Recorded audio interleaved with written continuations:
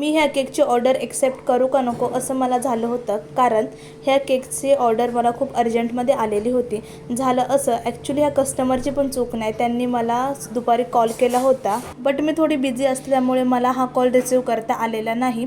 तर माझ्या डोक्यात नंतर राहिलं नाही की मला कोणी कॉल केला होता. सो मी रात्री मार्केटला जाताना हे कस्टमर मला भेटले. ॲक्च्युली माझ्या बिल्डिंगमधलेच होते आणि त्यांनी मला सांगितलं की मी कॉल तुम्हाला केलेला बट तुम्ही उचलला नाही, मला केकची ऑर्डर द्यायची होती.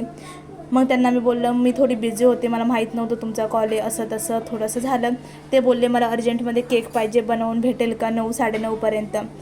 आणि तेव्हा वाजले होते 6. तर मी बोललं, थोडा विचार केल्यानंतर बोललं ठीक आहे चालेल, तुम्हाला कशी डिझाईन पाहिजे ते सांगा आणि मी तुम्हाला तसं बनवून देते. 9:30पर्यंत मी तुम्हाला हा केक देईल, कारण त्याला मला सेट पण करावा लागतो. तर ते बोलले चालेल 9:30पर्यंत मला हा केक द्या. आणि पायनॅपल फ्लेवरमध्ये हा केक होता.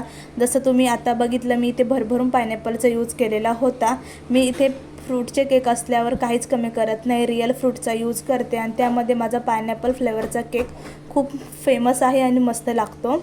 तर तुम्ही इथे बघू शकता, असा इथे मी केक रेडी केलेला होता. 9 वर्षाच्या मुलीसाठी हा केक मला बनवायचा होता. जास्त काही डिझाईन नव्हती, पण हा केक खरंच खूप मस्त झाला कमी टाईममध्ये. खरंच मलासुद्धा हा पर्सनली खूप आवडला आणि कस्टमरनासुद्धा खूप आवडला.